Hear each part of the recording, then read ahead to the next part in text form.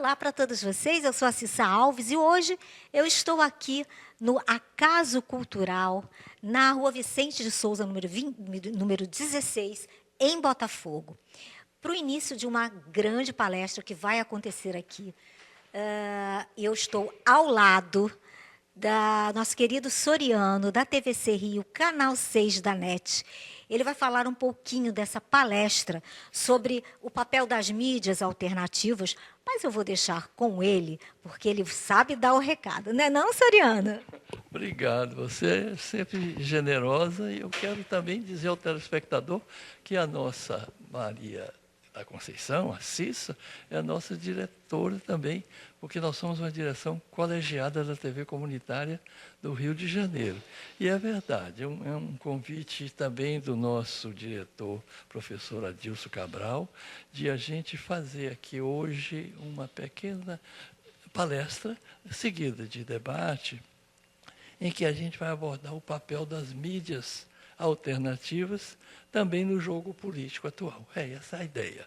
E depois a gente esteja à vontade aí para a gente. E eu vou pedir para o nosso Soriano falar um pouquinho dessas mídias alternativas, fazer um pequeno apanhado, né, do que vem a ser isso, do que vamos discutir aqui hoje. Olha, e são muito importantes que elas estão nas comunidades, elas estão nos sindicatos, nas associações de classe, porque tem assuntos específicos que não dá para mídia chamada grande mídia cobrir tudo. Até porque nós achamos que a mídia alternativa é importante para nós termos... Eu queria que você falasse um pouquinho do canal Cidadania, que também é muito importante. O Soriano vai explicar para você um pouquinho desse assunto. Olha, isso é fundamental para a gente ter realmente a nossa voz como mídia alternativa, ou mídia independente, ou mídia realmente livre, porque a nossa TV comunitária ela só pode ser acessada através de seu televisor em casa, por exemplo, se você tiver pagar a NET, for então um inscrito lá. E, no entanto, as outras TVs, você pode ligar perfeitamente. Então, o que foi feito? Já há cerca de 8 anos nós estamos esperando isso, e, por enquanto, no Brasil, nós só temos uma que funciona em Salvador, desse canal da Cidadania. Nós somos TV comunitária. Agora, a gente pleiteia que seja comunitária e também tem acesso pelo canal da Cidadania, que ela é o seguinte... em torno de 5.500 municípios que o Brasil tem, cada município desse teria 2 canais, e prioritariamente aqueles que já estão estabelecidos como canal comunitário, poderia ter também, ser retransmitido nesse canal. Então, isso é de fundamental importância. Já tem o decreto, falta agora o presidente Lula, e queremos, Lula, você está nos devendo essa promessa aí, já desde o seu primeiro governo, que é de fazer o edital para a gente se inscrever e começar também a ter voz e imagem como as demais têm, né? De forma gratuita. Com certeza, chegaremos lá, se Deus quiser, né? Agora, Soriano, eu não poderia jamais deixar de registrar aqui essa maravilha, Ecos Libertários, do nosso querido Soriano. Ele fez o lançamento desse livro tem bem pouco tempo, e ele vai falar um pouquinho sobre sobre o conteúdo, né? É um livro bem bacana, gente. Vocês têm que... Aliás, Soriano, quero que você fale também aonde a gente pode adquirir esse livro. Olha, em primeiro lugar, Ecos Libertários, esse é o primeiro volume que eu pretendo que seja uma coletânea. São entrevistas que a gente faz, como essa que você está aqui fazendo, Cissa, em que a gente, não satisfeito só com imagem e som, a gente também passa para o papel, né? Em forma de... Pronto, gente. Se alguém se interessar, é só procurar a editora Inverta, não é isso? E adquirir o livro do Soriano, que é bem interessante, vale bem a pena você adquirir. Soriano, muito obrigada pela sua atenção. Tudo bem, Adilson? Tudo bom, Cissa, boa noite. Obrigado aqui. Espero que seja brilhantemente mesmo, assim, mas eu conto também com o pessoal que veio prestigiar também o debate. A gente está fazendo esse ciclo, né, de palestras sobre mídia desde o início do ano, dentro do ciclo do Brasil em Jogo, aqui na Casa Cultural, e a gente traz um debate, né, sobre vários aspectos aí relacionados à comunicação, à mídia e às políticas também que sustentam esse setor. Então, o debate de hoje vai ser sobre mídia alternativa nacional, e é muito importante a gente trazer a discussão do canal da cidadania, das rádios comunitárias, da TV comunitária, os modelos de TV por assinatura também, a perspectiva das organizações de comunicação para além dos territórios, né, que se constroem em nível nacional, ou pelo menos se relacionam com a dimensão nacional. Nós teremos também como mediadora a Eula Cabral. Daqui a pouquinho ela também vai atuar aqui na palestra. Adilson, você quer deixar alguma rede social, algum telefone, para quem quiser entrar em contato com você? Então, eu estou no Instagram, @CabralRJ, @CabralRJ, tudo junto, né? E de vez em quando eu posto lá questões sobre comunicação comunitária, política de comunicação, e também a partir do programa de pós-graduação em mídia cotidiano, do qual eu faço parte, coordeno atualmente, e então a gente traz umas discussões relacionadas aos temas de pesquisa também que a gente aborda. Perfeito. Então é isso, gente. Nós voltamos com muito mais. Espero que você goste, vai gostar imensamente da palestra que aqui será feita daqui a pouquinho. Até já. Sejam todas bem-vindos e bem-vindas. Hoje, dia 27 de agosto, né, de 2024, nós estamos realizando aqui o 5º evento da 3ª edição do ciclo Brasil em Jogo, que promove neste ano 8 encontros e debates sobre mídia e comunicação aqui na Casa Cultural. Esse ciclo aí de palestras é uma realização da Casa Cultural e dos grupos de pesquisa EMEG, que é o Centro de Pesquisas e Produção em Comunicação e Emergência, que é ali registrado pelo CNPq e também autenticado, né, pela Universidade Federal Fluminense e pelo Grupo de Pesquisa Economia Política da Comunicação e da Cultura, o EPCC, que também é registrado pelo CNPq e autenticado ali pela Casa de Rui Barbosa. E para analisar esse tema, mídia alternativa nacional, iniciativas em debate, tem como palestrantes Adilson Cabral, que é o coordenador do EMEG, e Francisco Soriano, que é diretor ali da TV Comunitária do Rio de Janeiro. E como mediadora e debatedora, Eula Cabral. Bom, muito obrigada aos dois por estarem aqui conosco, participar deste evento. Realmente é um privilégio tê-los aqui conosco. E eu sou Eula Cabral, eu sou coordenadora do Grupo de Pesquisa Economia Política da Comunicação e da Cultura, que fica ali na Casa de Rui Barbosa. Eu sou doutora e mestre em comunicação. Então, essa questão do cenário midiático, a gente não pode esquecer que a gente vive num momento de concentração de um controle da nossa mídia pelos grandes conglomerados. Mas qual é a alternativa? O que nós, como sociedade, podemos fazer?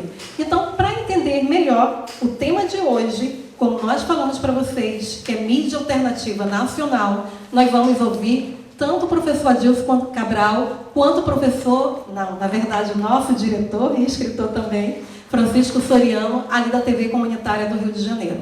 Então, vamos ouvir primeiro o professor Adilson Cabral.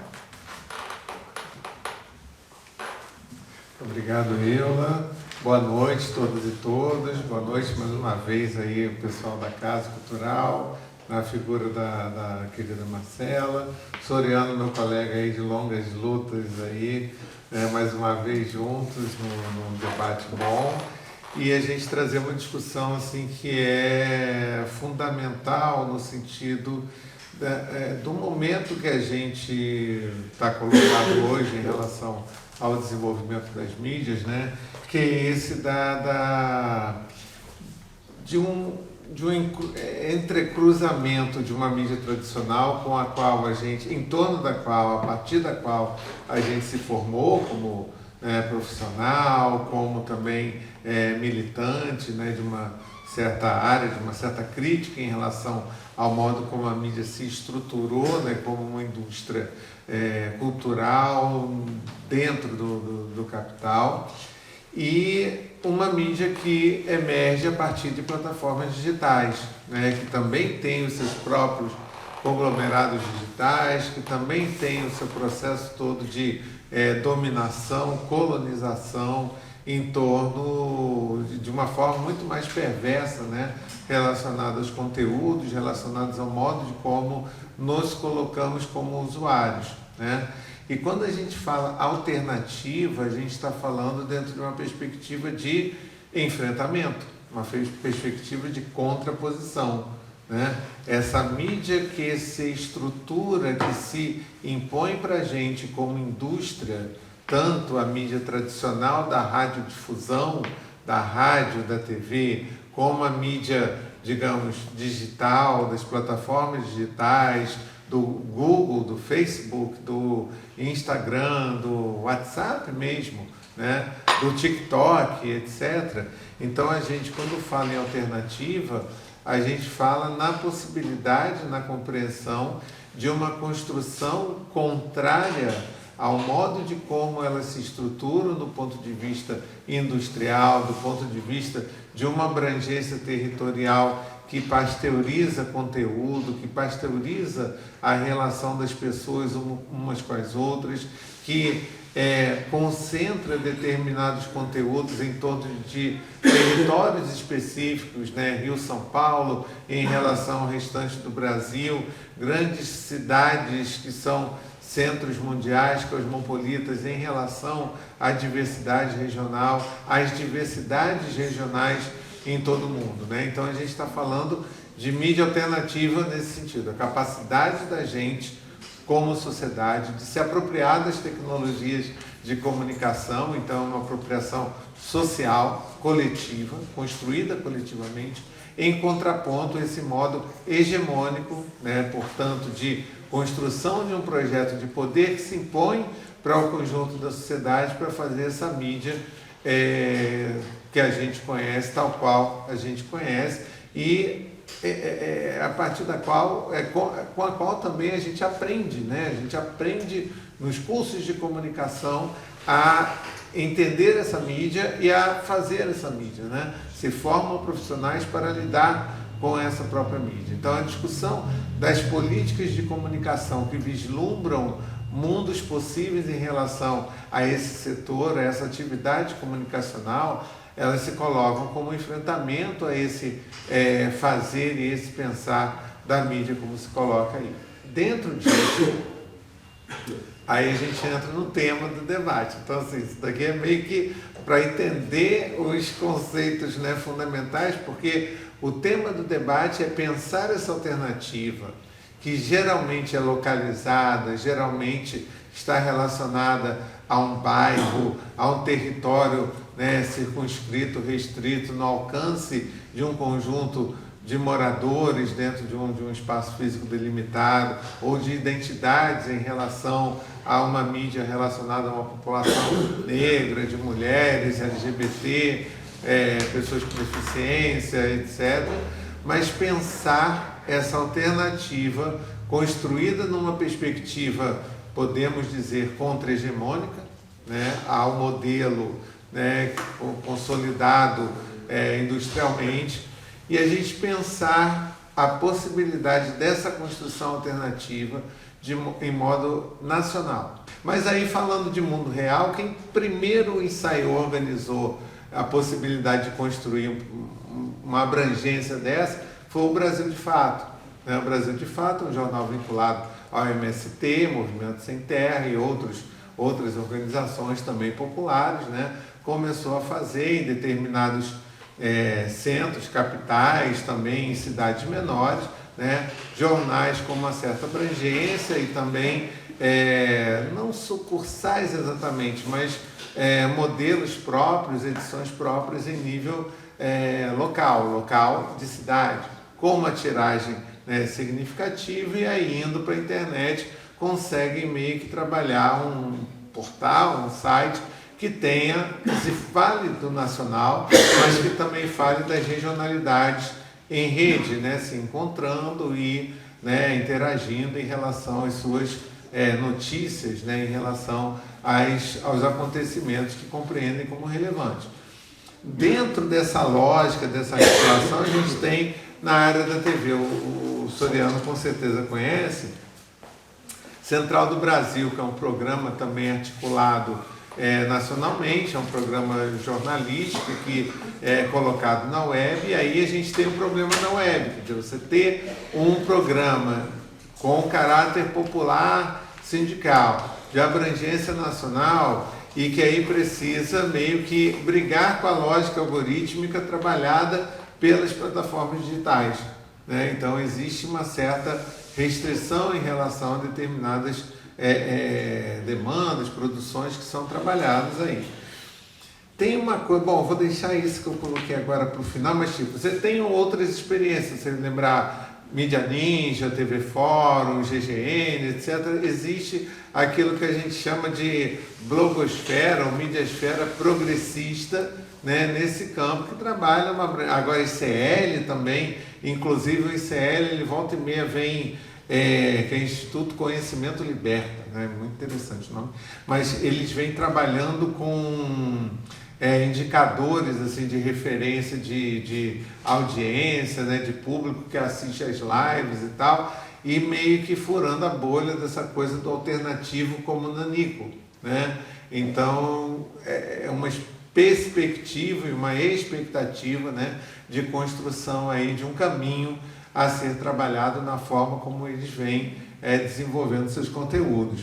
Mas tem uma iniciativa, e aí não é em relação à internet, é em relação à TV por assinatura, que é bem interessante, e aí também antecipando a questão das leis, né, a gente tem em relação à TV, inicialmente uma lei de TV a cabo, ela é anterior até à lei de radiodifusão comunitária, ela é de 95, né? E na lei de TV a cabo, ela definiu que existiria um canal básico de utilização gratuita, entre outros canais, mas esse é o que nos interessa, que é o canal comunitário, de onde nasce 2 anos depois a TV comunitária do Rio de Janeiro. Não vou falar mais, que o Soriano é o que tem lugar de fala para desenvolver melhor sobre o canal comunitário. Mas,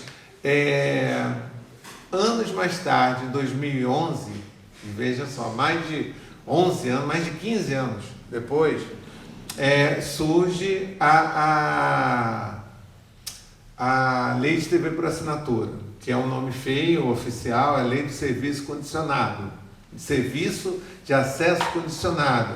E ela fagocitou, ela trouxe para dentro de si a Lei de TV a cabo e colocou à disposição a existência também de canal básico de utilização gratuita. Então, repara, nos anos 80 e até anos 70, nos 70 a gente pegava câmera, a gente não, eu era criança, tudo bem, eu fiz aniversário ontem, mas não sou septuagenário e tal, mas os relatos, né, a literatura informa que as pessoas que faziam esses vídeos e, enfim, programações, TVs comunitárias, vídeo popular, pegava a câmera na mão, o videocassete pendurado numa bolsa, né, e faziam as gravações, exibiam em determinados lugares. Essa lógica da TV, essa lógica de expansão de uma produção audiovisual para uma plateia mais ampla, digamos assim, massiva,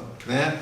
Ela vai aparecer e vai ser ensaiada nos anos 80, desenvolvida nos 90, e aí, né, tentativas e erros, recuos e avanços ao longo das décadas seguintes. Mas, em 2011, se possibilitou essa expansão da TV a cabo para a TV por assinatura, ou seja, todo e qualquer modelo, Não precisa ser net, não precisa ser TV pelo cabo, né? Qualquer modelo de TV por assinatura poderia não, no caso da legislação deveria acomodar o canal comunitário, entre outros canais de utilização gratuita, que teve um outro termo em relação a essa legislação de 2011.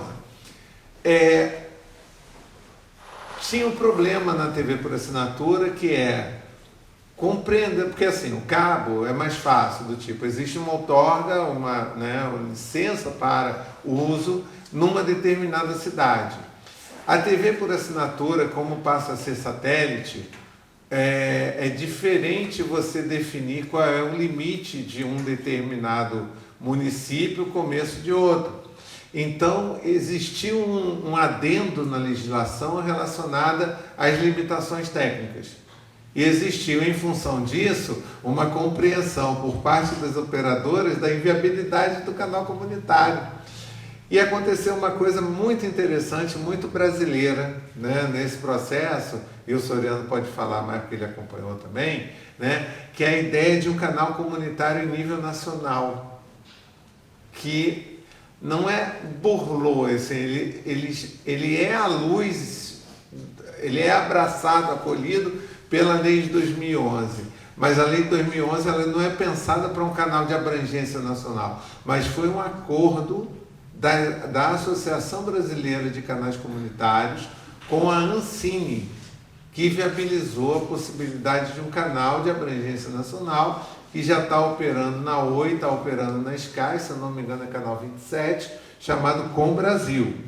Então, a gente falando hoje de mídia alternativa nacional, a gente vai ouvir agora o Francisco Soriano, né, que ele é diretor lá da TV comunitária aqui do Rio de Janeiro, que vai falar também principalmente da nossa TV comunitária. Como é que ela se coloca como essa mídia nacional alternativa? Soriano. Muito obrigado, Ilma, muito obrigado a Dilson por ter feito esse convite aqui para a gente também participar desse debate. Eu faço questão de fazer alguma distinção entre as pessoas que estão presentes nesse fórum qualificado, alguns e algumas, inclusive, também da direção colegiada da TV comunitária. Saudando aqui, em princípio, já o Adilson, que também faz parte da colegiada, né, da direção colegiada. Nós estamos presentes aqui, a ex-diretora, né, a Sueli Ema, que, por favor, Sueli Ema, dá um tchauzinho aí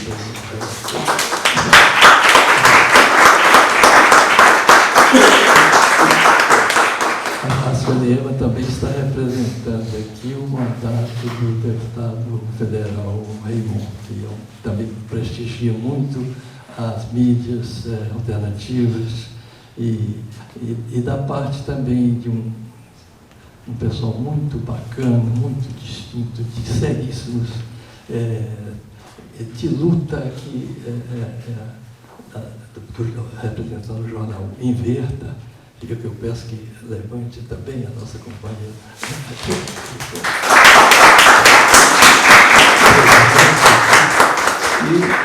E também a nossa própria Cissa, que está aqui fazendo um trabalho de reportagem agora, cobrindo. Por favor, Cissa.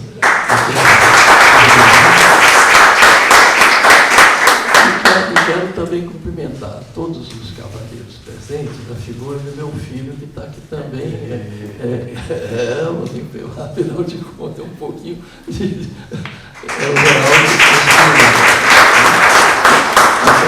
o nome da companheira do companheira Georgina.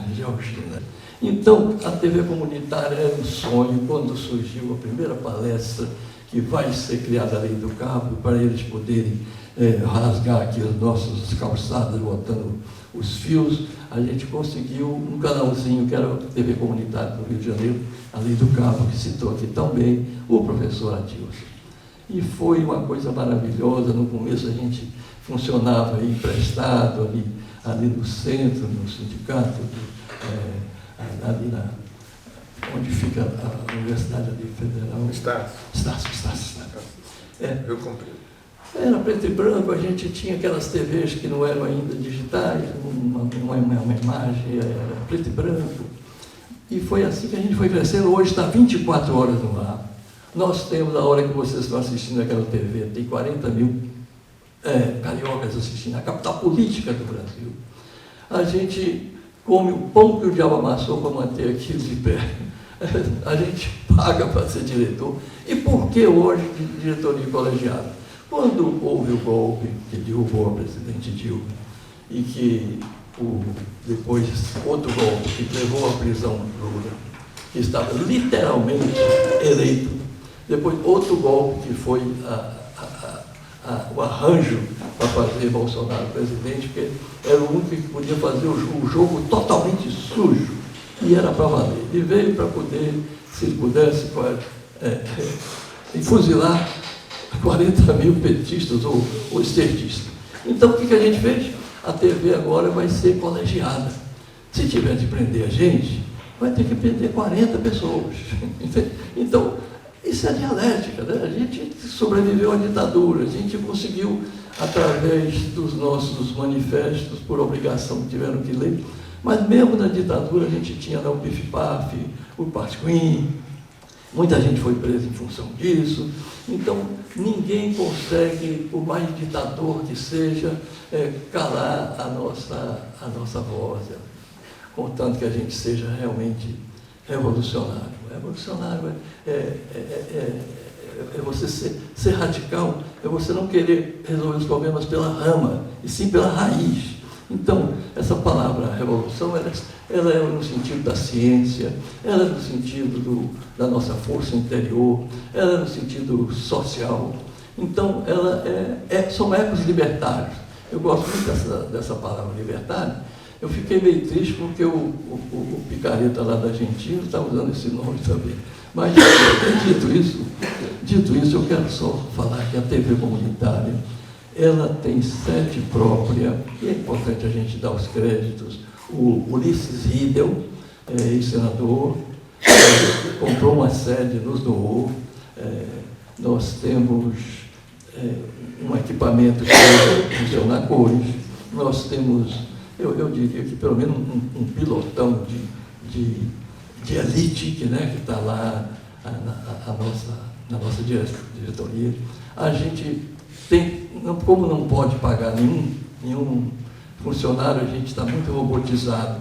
Então, a indústria dos fake news, então, eles são muito vivos. Eles inventaram os algoritmos, eles inventaram como noticiar para muito mais, no universo maior, as notícias falaciosas, né? Ou então, não noticiar, ou então, desnoticiar, porque na parte de informações, isso é teoria militar. A gente tem informação, contra-informação, informe e desinformação. Acabei de ver passou por aqui uma coluna de guerrilheiros. A população tem que estar ensinada a dizer, não, eles foi para o norte, não foi para o sul. Isso, gente, estou falando de 1970. Fiquem tranquilos que eu não estou ensinando a fazer guerrilha, não.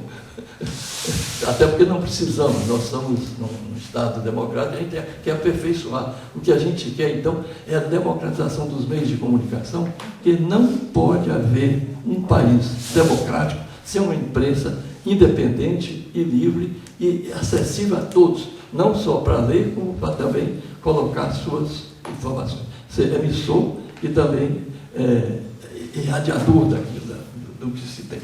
Bom, eu acho que quantos minutos eu estou? Sim, está faltando 5. Tá sim. Eu queria, então, aqui abordar outros temas.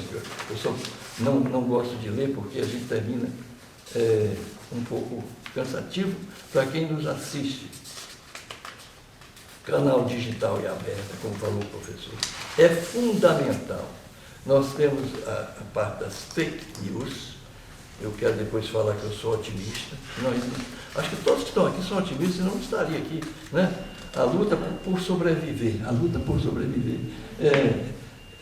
efetivamente, nós temos aqui que é muito difícil enfrentar as pedras colocadas no caminho por essas mesmas elites, que são excludentes e sentem pavor, um medo terrível da democratização da mídia, por constituir, sem dúvida, uma ferramenta indispensável para a libertação dos povos. Alguns canais comunitários, isso é importante a gente denunciar aqui, fecharam por falta de recursos. Outros foram comercializados por direções oportunistas ou desonestas e perderam sua função comunitária. A força dos oligopólios é avassaladora. O capital sabe do poder estratégico, do controle da informação, não raro apropriando-se do nosso discurso ou desonestas e perderam do nosso discurso e invertendo significados. Olha, para ilustrar, eu vou ler o próximo capítulo também. Noticiando não a verdade do fato, mas a versão do fato, mais conveniente, sem direito ao contraditório. Lembrando que a grande mídia também seleciona quais atos e fatos não devem ser divulgados. Funções que o grande capital destina para suas agências de notícias no mundo capitalista. Razão para termos nossas próprias agências de notícias. O Vitor Gianotti, do Núcleo Piratininga, ele diz: vocês são bobos, vocês estão felizes porque a Globo está anunciando a greve de vocês? Espere daqui a 2 dias, porque o capitalismo é vivíssimo. Quando estoura uma greve, eles às vezes até gostam daquela greve, porque eu estou com meus estoques muito cheios. 3 dias aí, uma semana sem os proletas aí produzirem, até que é bom para a gente resolver um problema aqui de espaço. Depois, quando a gente toca que essa greve é contra o sistema, é contra as estruturas, aí o pau come, aí vai dizer que você é um criminoso, que você está pegando o gás e jogando leite fora. Eles vão fazer o trabalho exatamente de te desmoralizar e, sobretudo, começam as prisões. Então, aí não tem mídia para dizer que eu estou preso, que eu estou sendo torturado e que a minha família toda também está, meu salário está suspenso, tem gente demitida. Então, se você não tiver para responder como foi em 54, e Getúlio caiu, não tinha mídia para fazer frente, como você falou. 64, mesma coisa. 2016, e a gente não tinha. A Globo chamava o pessoal para os movimentos de hoje, eles sabem fazer também mobilizações, eles sabem fazer também provocar aquilo que a gente chama a ingovernabilidade. E fica a nossa mensagem: crie rádios webs, TVs webs, não deixa de fazer cartas para jornais. Mesmo na grande mídia, a gente tem que fazer o papel de cupim, entendeu? O cupim vai para o telhado e ali a gente também manda nossas mensagens. Na época da ditadura, os nossos jornalistas heróicos, eles botavam na crônica esportiva o jogo do Flamengo, Botafogo, e Hélio Pellegrini foi preso, bem pequenininho, e de bravo o censor. Então, em teatro a gente aprende, há muitas maneiras de você dizer não. Na hora que a gente fazia os ensaios perante o censor, a gente falava de um jeito, na hora de outro, não, eu não sou. Então, muitas maneiras de você dizer o sim, você está entendendo? Então, há muitas maneiras de você transcender. Então, o nosso querido Boff, Leonardo Boff, ele fala que até no Cadafausto você tem uma maneira de fazer uma careta, de dar uma banana para o seu carrasco e de mandar uma mensagem para o seu tirano, que a luta continua, como disse Che Guevara, nós vamos vencer, porque um revolucionário vale por 200 mercenários. Muito obrigado.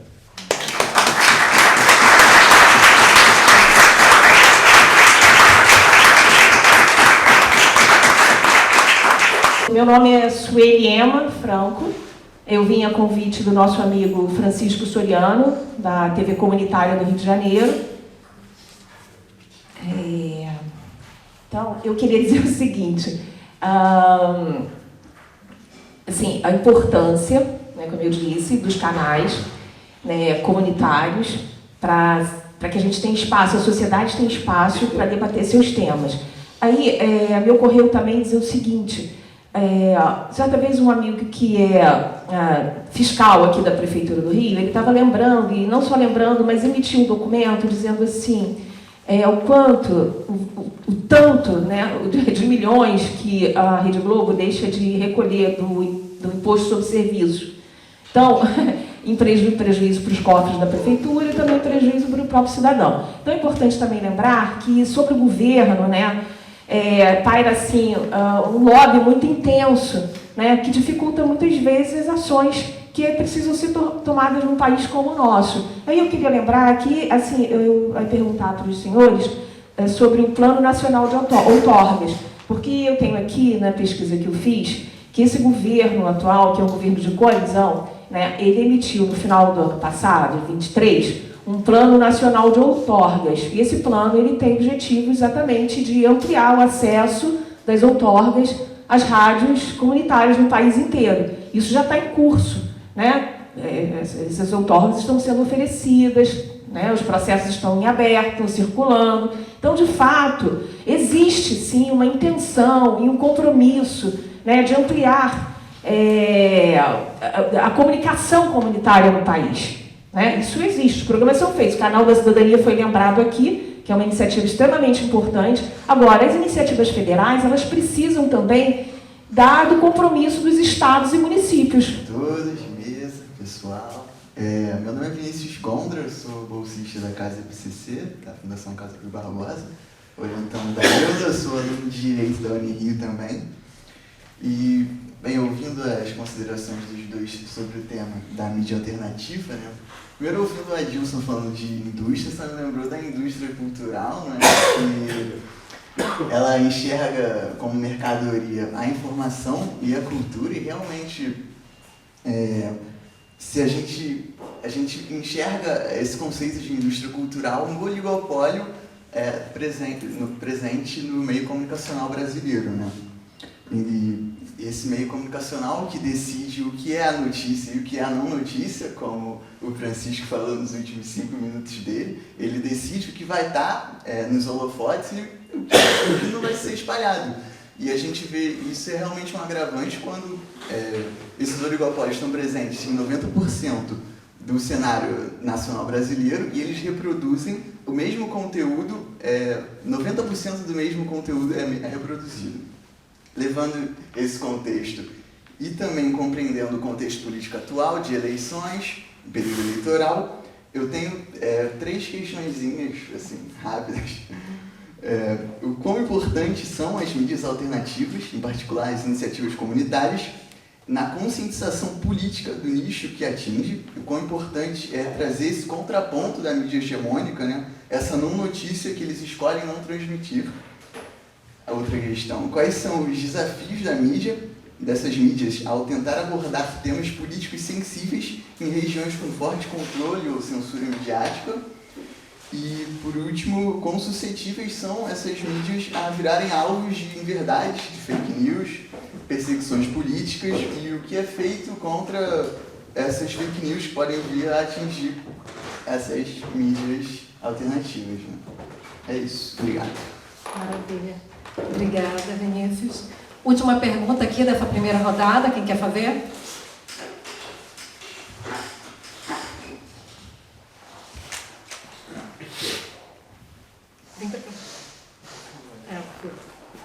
Bom, boa noite, meu nome é Vitor, eu sou também estou também na condição de pesquisador bolsista junto ao IPCC da professora Eula e tentarei ser breve, ainda que seja difícil, mas em primeiro lugar é desnecessário reafirmar a validade do debate e a qualidade das falas apresentadas, evidentemente.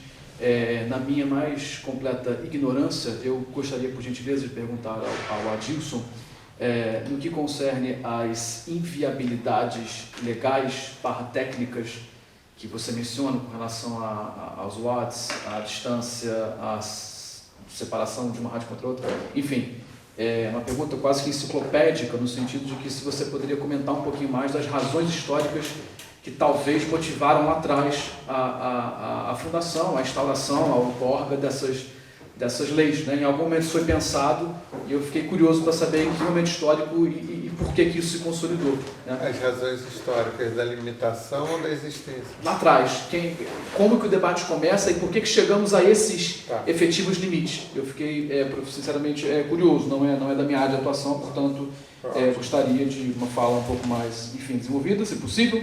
Com relação ao nosso caro Francisco, apenas compartilhando um comentário, uma ideia, não tem como a gente não pensar em Gramsci e os seus cadernos do cárcere diante das falas que o senhor coloca aqui para a gente, né? E que não nos esqueçamos nunca que não há prática revolucionária sem teoria revolucionária. Portanto, é apenas um compartilhamento de inquietação inevitável diante das suas palavras. E, por fim, deixo para os dois convidados uma questão talvez um pouco não tanto ortodoxa, mas tendo em vista tudo que a gente experienciou nos últimos anos, considerando uma série de discursos que circularam, sobretudo, em ambientes daquilo que poderíamos chamar de uma certa direita brasileira contemporânea. Me refiro especificamente à narrativa de superação da grande mídia, que, em grande medida, motivou, né, grupos, atores, enfim, personagens da nossa política, a atacarem a própria mídia tradicional. Então, perceba, nós estamos aqui falando hoje estamos aqui tentando pensar no que diz respeito a uma mídia alternativa, mas mesmo a tradicional, ela foi, digamos, não vou dizer ressignificada, mas a postura que um certo setor da população brasileira adotou diante da mídia tradicional teve alguns desdobramentos, digamos, no mínimo questionáveis, né? Então, me pergunto em que medida uma certa narrativa de superação da grande mídia ela pode ser apropriada por setores, para dizer o mínimo, não tão progressistas. Então, com isso eu encerro a minha fala e agradeço novamente aos presentes. Obrigada. Então, temos aqui 3 perguntas, na verdade, 3 grandes temas para eles responderem, né? Questão do Plano Nacional de Outorga, só relembrando aí a questão de compromisso do Estado e também, né, fazendo a relação com a legislação, que eu acho que é fundamental, né? A questão aí da importância, né, dessa mídia comunitária, né, em relação a esse contraponto que a gente vê aí nos grandes conglomerados, quais são os desafios, né? E quando se coloca ali como alvo de fake news, o que pode ser feito e como é que é feita essa reação também. E também da questão de, que o Vitor até colocou, da questão dos limites, né, que foram colocados para as rádios comunitárias, fazer até resgatar um pouco desse histórico, né, e por que foi colocado esses limites, que eu acho que é fundamental até para o pessoal entender mais até um pouquinho. E a questão de como é que a gente se apropriar, né, desse discurso de grande mídia por outros grupos, né? E aí eu nem coloco de tentar se apropriar, de ser, ou das intrigas que aconteceram, né, na política anterior, dos grupos, já é uma outra história, né? A gente acompanhou muito, mas a questão, na verdade, de como trabalhar com estratégias desses grandes conglomerados, trazendo essas estratégias para a mídia alternativa. Então, quem quer começar? O Plano Nacional de Outorga, o que vinha sendo também, o pessoal, assim, servidor de carreira do Ministério das Comunicações, que sobreviveu a todo esse desmonte e tal, eles trabalham na perspectiva de uma possibilidade, de uma expansão, né, vislumbrar a expansão dentro da legislação existente. Então, assim, outorga de uma concessão de 25 odds dentro de 1 quilômetro de raio, alcance, não distante, menos que 4 quilômetros de raio uma da outra, não menos que... com todas as limitações da rádio comunitária, embora seja outorga. Então, a comparação com a América Latina, mas também com países africanos, ela é bizarra, assim, 25 odds é muito restritivo e teria que ter uma vontade política de enfrentar esse debate em relação a a uma reformulação da legislação de radiodifusão comunitária e incorporar também não só a radiodifusão comunitária de sons, mas também incorporar de sons e imagens, ou seja, trazer a TV comunitária não só para o decreto de TV digital, mas para uma futura lei de radiodifusão comunitária e pensar a respectiva potência, né, alcance dessa lei, dessa TV comunitária regulamentada. Então, a questão dos estados e municípios entra em relação, por exemplo, à sustentabilidade, que eu havia falado sobre verba governamental de publicidade do estado, do município, né, na viabilidade da existência dessas iniciativas nos territórios. Aí sim a gente tem complemento. A gente está falando também, traz embutido um pacote de princípios e valores que se contrapõem à lógica da direita. Assim, às vezes a gente não deixa claro, parece que a alternativa é um conceito híbrido e tal, mas não, é alternativo dentro de uma construção que é plural. A direita não vai querer ser plural. Plural até pode ser, mas plural no sentido de otimização, apropriação dos espaços, nem tanto, porque vai ter uma hierarquia muito bem definida. Diversificada, aí ferrou. Né? Equânime, equivaler às diferenças, não vai conseguir. Né? Então, a construção dialógica, participativa, plural, é uma série de valores que constituem uma lógica que assim, não é a questão do esquerda, né? É a questão da solidariedade, a questão da inclusão, a questão do pertencimento, a questão do fazer junto. Né? E aí a gente, claro que existe, assim como liberdade de expressão, assim como democracia, assim como vários outros conceitos que são caros à lógica democrática, né? A direita ela procura se apropriar da sua forma, ressimbolizar, ressignificar e disputar espaço, disputar narrativa, né? Como o Soriano bem lembrou. Né? Mas, assim, a construção dessa lógica alternativa é justamente compreender, e por isso a ideia de regulamentar no sentido de formular política pública para compreender a comunicação como direito humano. É enquadramento que não tem divisão possível. Né? E cada vez mais a gente está vendo emergir, para além da questão do direito humano, o enquadramento em torno de justiça social, justiça ambiental, climática, etc. Mas no nosso campo que interessa aqui, justiça também é comunicacional no sentido da efetivação desses valores em relação a esse modo de pensar, fazer e viabilizar uma mídia que é a alternativa que a gente quer, deseja, precisa e faz acontecer. Maravilha. Soriano. Então, eu quero agradecer as perguntas, porque levantou aqui uma questão que a gente precisa interligar com fake news. É a situação do lawfare. Por exemplo, está na cabeça de todos nós como foi o Instituto da Lava Jato, alguma coisa que aconteceu aqui no Brasil, que refletiu no Peru. Na verdade, era toda uma trama ungida para exatamente arrebentar com a economia brasileira, ou seja, fazer a economia gritar. Assim que o Henry Kissinger, quando queria derrubar qualquer governo, falava: é só fazer a economia gritar, joga uma inflação nesse país.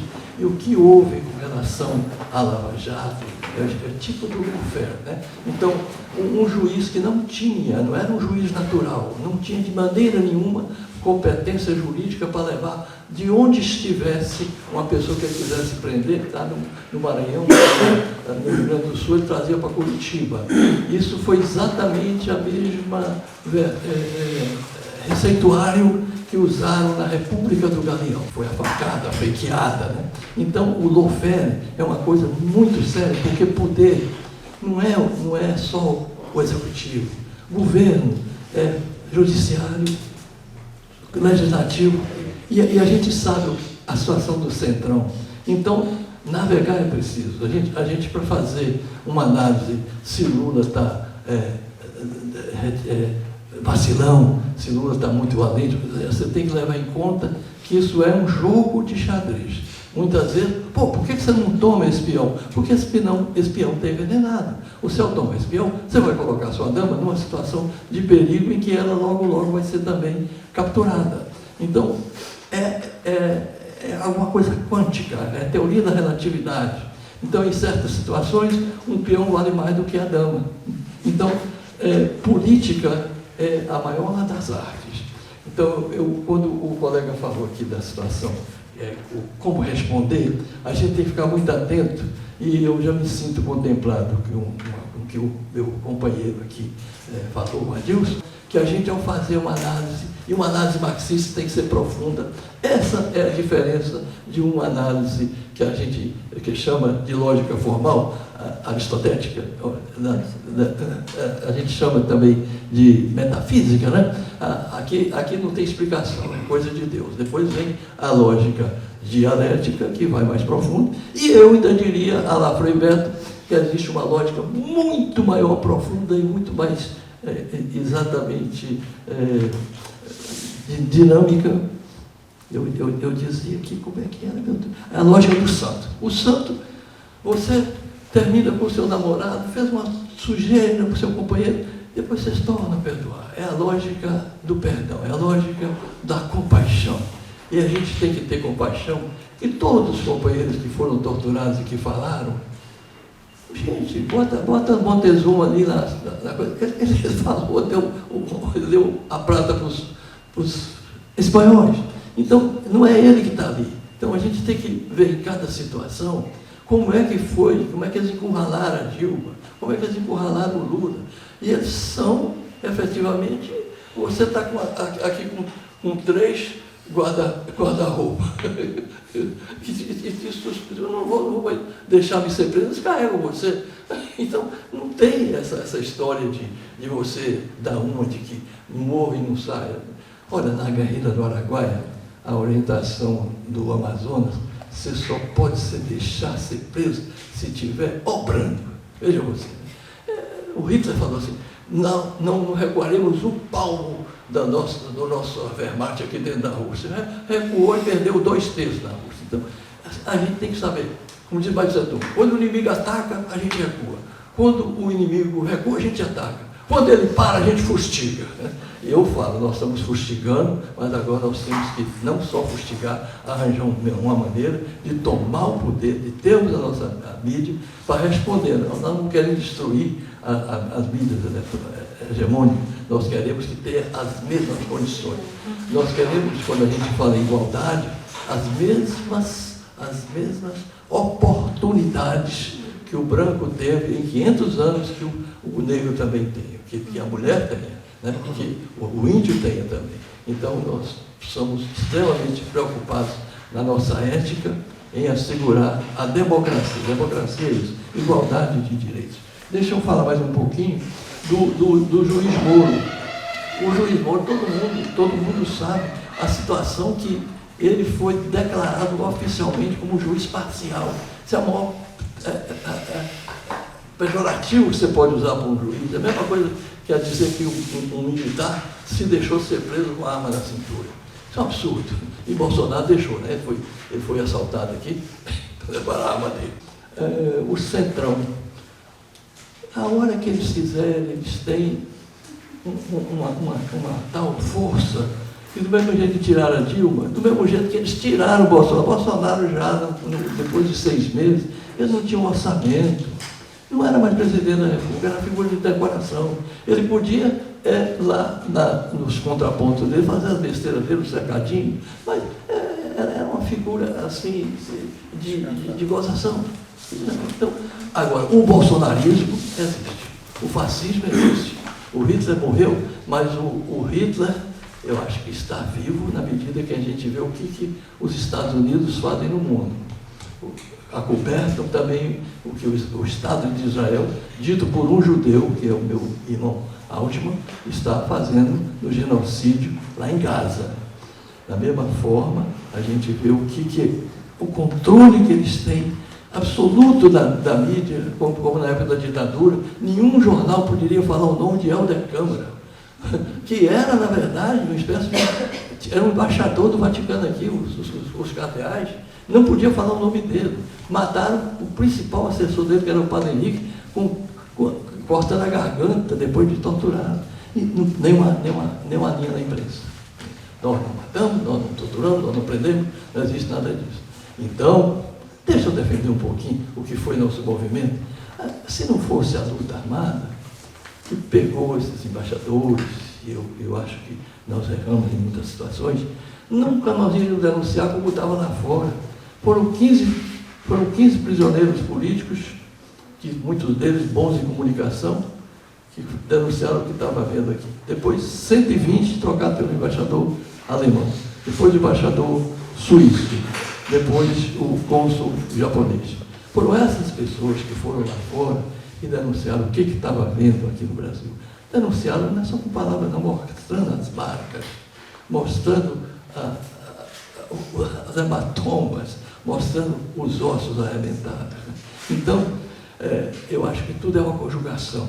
Nós estávamos, a certa altura, sem mais... Não era mais fato político.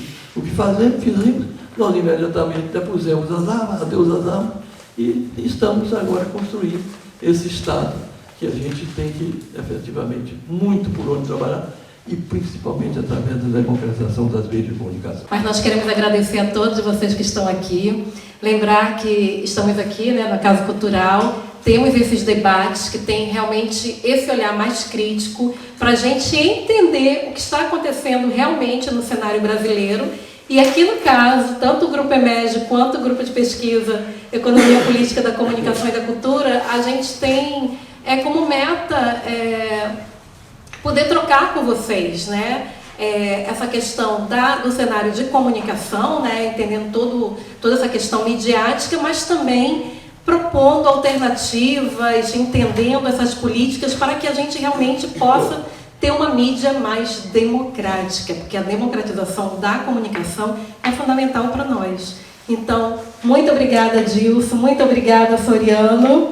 Sei que vocês gostariam de falar mais um pouquinho, mas o tempo esgotou, então a gente precisa terminar. Obrigada, gente. Boa noite.